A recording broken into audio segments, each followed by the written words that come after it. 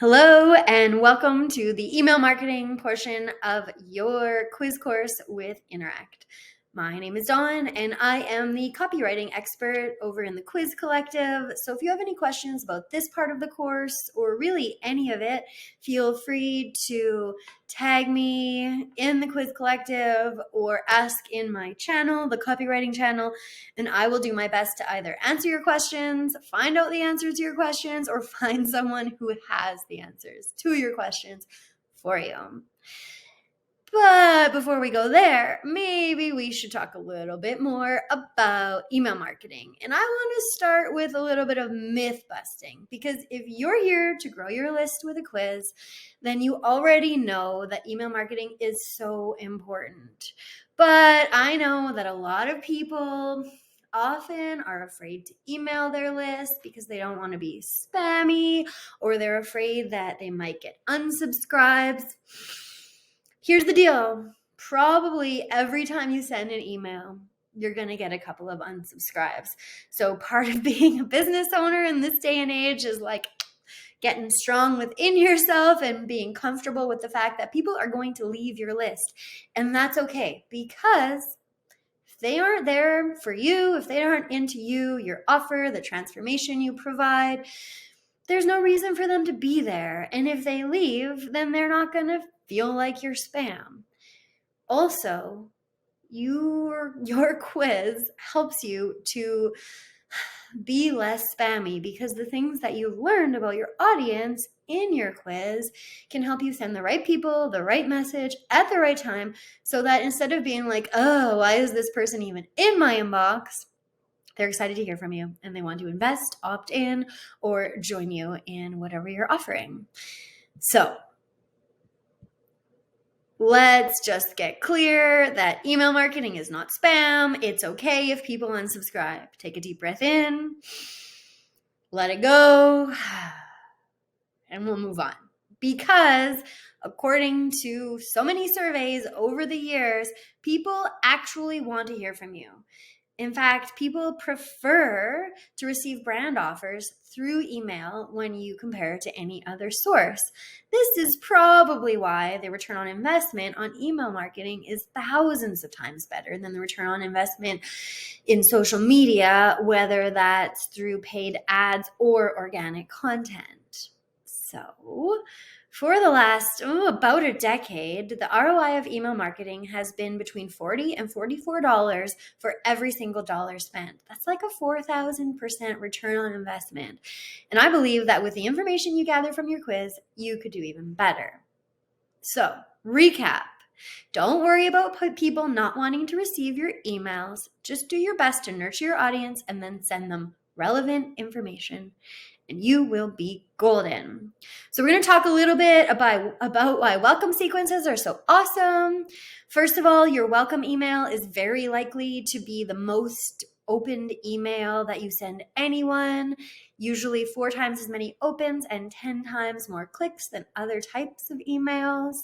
And this is your chance to welcome your new people in, let them know what to expect from you, when to expect things from you, and even weed out people who aren't the perfect fit, which means literally invite them to unsubscribe. Don't worry if that scares you. In the Quiz Collective, there is a 3 email post-quiz welcome sequence swipe that you are more than welcome to grab. And in it, it shows you how to use like the dream state of your ideal client as sort of like a sneaky way of inviting people to opt out only if they don't want that dream state. Cool. So what else? This is your chance to show people you know who they are, you know what they want, and that you are the person to give it to them. So don't be afraid of sending that welcome email after your quiz, especially because that otherwise you might show up in their inbox like a month from now or 6 months from now when your course is ready to launch or your product is ready to sell, and they're going to be like, who is this person? How did I get on this list? What is this even about? But if after your quiz you introduce yourself, tell them what to expect and when to expect it, when you're ready to sell, they'll at least know who you are and be more likely ready to buy, especially if you're nurturing them throughout or from like taking the quiz all the way to buying your thing. So let's talk about some email marketing best practices. This one is super important, which is before you write any email, really get clear on who you're writing to. Joanna Wiebe of Copy Hackers calls this your one reader, and it's entirely possible that you have many one readers on your list. You might serve different demographics, you might have different products that are better for different people, and that's totally cool. But if you use your quiz to segment your list, you'll be able to send the right offers to the right people at the right time. If I sound repetitive, that's because it's important. When you write to one reader and you know who it is, and it's the person you're actually writing to, you're so much more likely to use the sort of specific messaging that feels visceral and like it was meant for them. And that's the sort of thing it takes to get people to really be ready to invest in your offers. Also, you can make sure that you speak to the specific pain points and aspirations of that one reader. So say on your list, you serve people in their 20s and people in their 40s, and it could even be the same product. Say it's like a facial moisturizer, but people in their 20s maybe are going to be more likely to be worried about it like not causing them to get acne, whereas people in their 40s probably want it to like brighten their skin or get rid of wrinkles. This is a little glib, but just as an example, you could sell the same product to the same people, and it'll totally work if you speak to the specific pain points and aspirations and dream states of that one reader. And this could mean that for one email, you actually have 4 emails with a little bit of different messaging set up in your email marketing software. Yes, could be a little bit of extra work, but it's the sort of work that when you put in the effort, you totally see the ROI. Next up, use stories. A lot of people are afraid of like writing too long of emails. And I hear that. I'm not saying you should send War and Peace in email form. But when you use stories from your life, could be pop culture, could be sharing testimonials, or just stories about your clients or customers, it hits harder. Human beings have been transferring knowledge through story for as long as we could talk and way, way before we were able to write. So our brains are actually like built to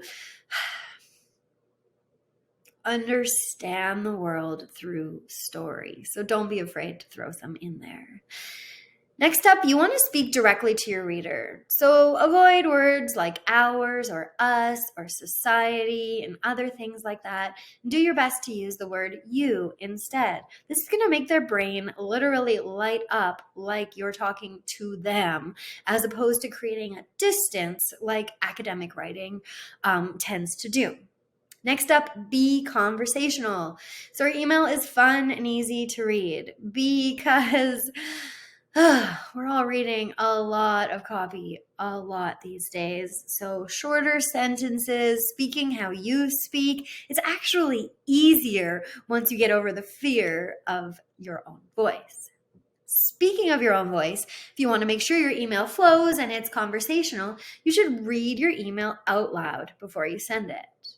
Anywhere that feels awkward out loud is probably not quite worded right, and it'll give you a pause and a chance to just sit down and play with the words a little bit more until they do make more sense when you read them out loud. Next up, if it's on brand for you, use GIFs, emojis. Don't overload the email, but make it fun. Add a little color. Just have fun with it, and your readers will also have fun. So this next one is super duper important, and there are some brands I follow who are so cool, and I love them, and I can't even read their emails because they don't have enough white space.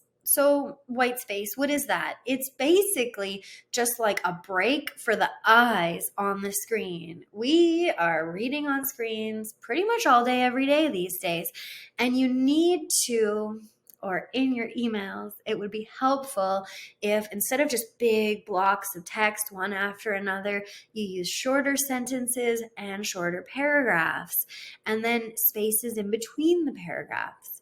And email copywriting is different than, say, like writing papers for university or, I don't know, like guidebooks, etc. You can use really short paragraphs. You could have a one sentence paragraph. You could have a one word sentence paragraph. In general, when I'm writing emails, I usually don't write any paragraphs longer than 3 sentences. And I have tons of them that are just one sentence. And this just like allows your reader's brain a chance to soften. And it also pulls them down the email, which is where you want them to go. Then next up, and this is really similar to the one reader, do your best to only have one call to action, or maybe one primary call to action with another and a PS.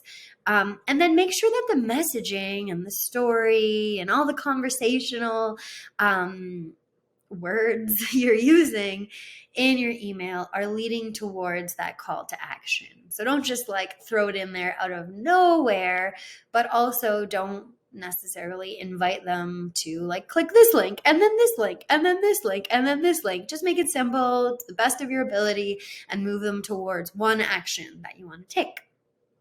So next up, I'm going to talk a little bit of a few subject line best practices. If you want more of these, I wholeheartedly recommend Laura Belgray. She's at talkingshrimp.com.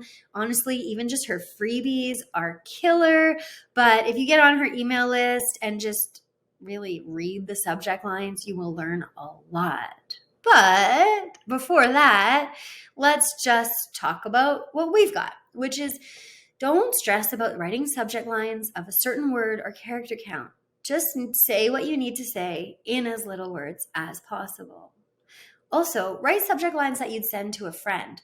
So definitely don't write like subject lines where you capitalize each letter, and don't make them overly formal. If you can personalize it, do it. If you know who the one reader is and you know like this thing will speak to that one reader, that's a great place to put it in there. You can also use their names through the magic of email marketing platforms.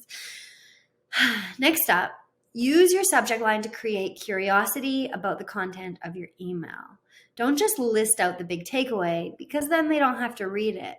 In copywriting, we call this opening a loop. So open the loop so they have to click to open it to find out what the heck the answer is to that curiosity you created.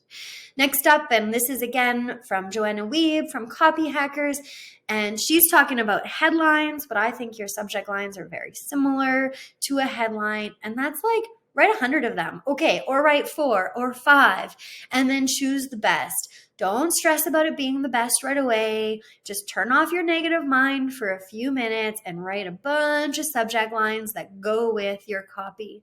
Some people might open with a subject line and then write the copy. Others might write their email copy and then find little things they can pull out to create a subject line. I do both. So I recommend you try both as well. All right. Finally, let's talk about what to put in your minimum viable post-quiz email sequence. MVPQES. No, just joking. It's not a real acronym. And that's just one email. You have to, and I said this at the beginning, you don't have to, but it would be so much better for your email marketing efforts if you at least send one welcome email after the quiz so they know who you are, what you're about, why they want to be on your list, and how you can help them.